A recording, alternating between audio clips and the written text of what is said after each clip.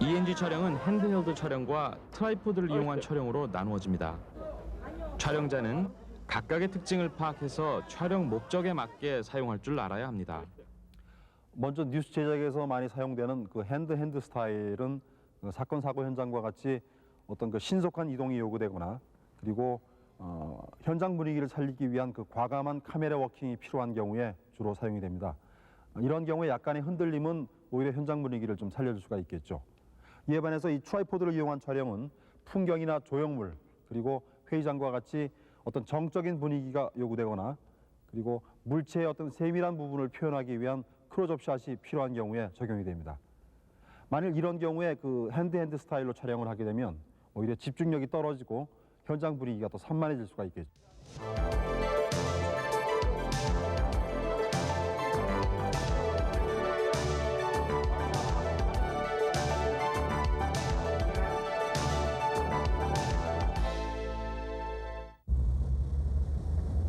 촬영을 하다 보면 내용에 맞는 다양한 카메라 워크가 이루어집니다. 안정적인 자세에서 좋은 카메라 워크가 나오기 때문에 촬영 시 항상 자세에 신경 써야 합니다. 펜은 한 화면에 보여줄 수 없는 큰 피사체나 넓은 지역, 두 피사체를 비교해서 보여줄 때 사용합니다. 펜 전과 후의 화면 구도를 맞춰보고 발은 펜 후의 방향으로 고정시켜줍니다. 레코드 버튼을 누른 후 몇 초 정도 고정샷을 담은 후 일정한 속도로 펜을 시작합니다. 펜을 마친 후에도 고정샷을 담으면 편집할 때 활용할 수 있습니다. 트라이포드를 이용할 때도 기본적인 방법은 같습니다. 트라이포드에는 펜 바와 압력 조절기가 있기 때문에 핸드헬드보다 안정감 있는 펜을 구사할 수 있습니다.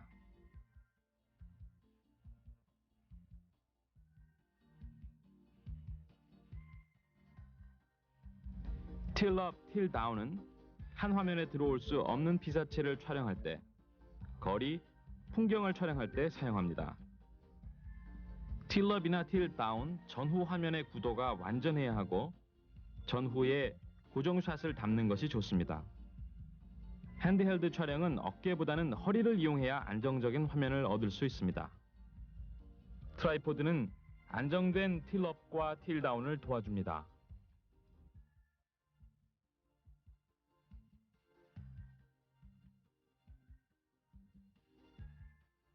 줌인, 줌아웃은 피사체의 일부분을 강조할 때, 전체 화면에서 피사체를 부각시킬 때, 뜻밖의 배경을 보여줄 때 사용합니다. 줌 기능은 전동 줌과 수동 줌이 있는데 전동 줌은 누르는 깊이에 따라 속도가 조절되기 때문에 안정적인 줌을 구사할 때 사용하고 수동 줌은 퀵 줌이나 스포츠 취재 시 유용하게 사용됩니다. 줌인 또는 줌아웃 하는 동안 주 피사체는 프레임 밖으로 벗어나서는 안 되며 피사체를 중심으로 사방이 각각 일정한 비율로 확대, 축소돼야 합니다.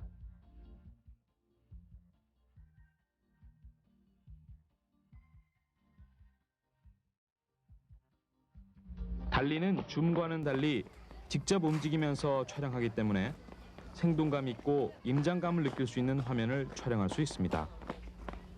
뉴스 취재에서는 달리를 트라이포드에 설치하기보다는 촬영자가 직접 발로 움직이면서 촬영하는 경우가 대부분입니다. 이때 흔들림을 최소화하기 위해서는 호흡과 스텝에 신경 써야 합니다.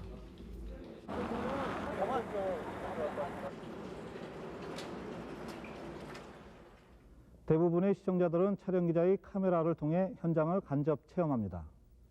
따라서 촬영기자들이 선택한 카메라 위치에 따라 뉴스의 성격이 달리 규정되기도 합니다. 가령 건물 옥상에서 부감 촬영한 집회의 한 장면을 통해 시청자들은 모든 정보를 얻게 됩니다. 카메라를 최대한 낮춰 촬영한 피사체에 강렬한 인상을 받기도 합니다. 또한 달리를 통한 역동적 화면에 몰입하기도 합니다. 이와 같이 촬영 기자들이 뉴스의 핵심을 간결하고 정확하게 전달하기 위해서는 주변의 지형 지물을 효과적으로 이용한 카메라 위치 선정이 중요합니다. 모든 촬영자는 피사체를 어떻게 사각의 프레임 안에 구성할 것인가를 놓고 매번 고민하게 됩니다.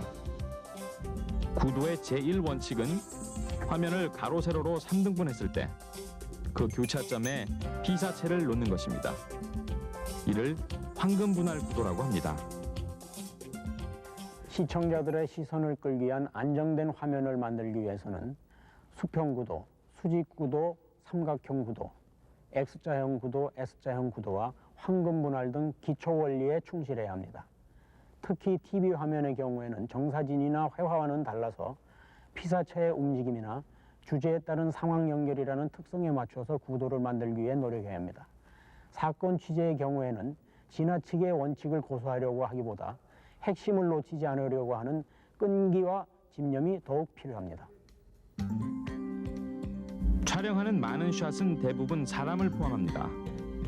클로즈업은 얼굴만 크게 촬영한 샷으로 인물의 표정을 명확하게 보여줍니다. 바스트 샷은 인물의 가슴 윗부분으로 인물 촬영의 기본입니다. 인터뷰에 가장 많이 사용되는 샷입니다. 웨이스트 샷은 허리 위 상반신을 보여주는 샷으로 인물 두세 명을 한 화면에 촬영할 때 많이 사용됩니다. 니 샷은 인물의 무릎 부분부터 머리 부분까지 보여줍니다. 상반신의 움직임을 보여주고자 할 때 사용합니다. 풀샷은 인물의 머리 끝에서 발끝까지 전신을 담은 샷입니다. 배경과 함께 인물을 보여줄 때 사용합니다.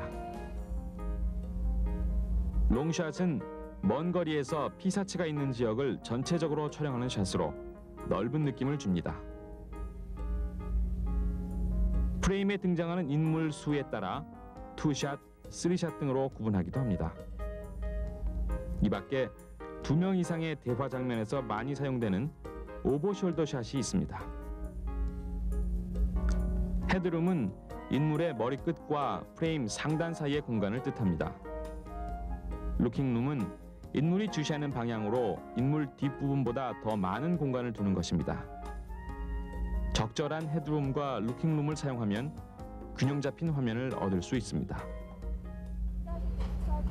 특정 사안에 대한 일반 시민의 의견, 사건 목격자의 진술, 전문가의 분석 등을 인터뷰할 때 오디오 픽업을 정확하게 하는 것도 중요하지만 인터뷰 대상자를 어떻게 화면에 담을 것인가 하는 것도 중요합니다.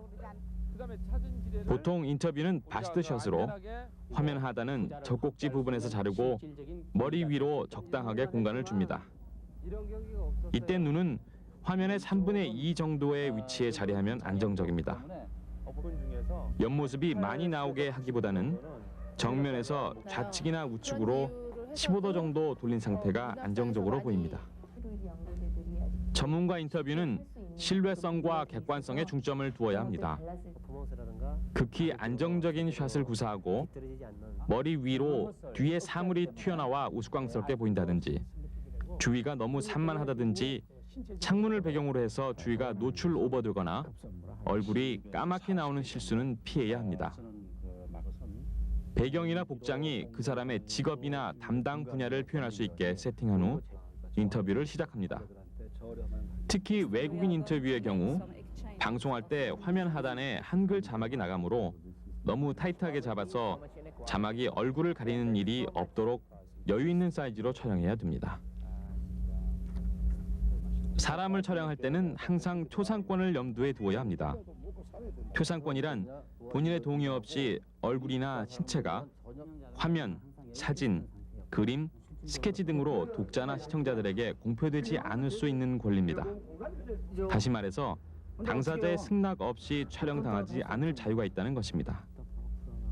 그러나 현실적으로 촬영 현장에서 일일이 당사자의 동의를 구하기는 쉽지 않습니다. 촬영 현장에서 촬영 기자에게 문제가 되는 것은 부정한 일에 연루되어 있는 사안으로 촬영 기자와 특정인이 마주쳤을 때입니다.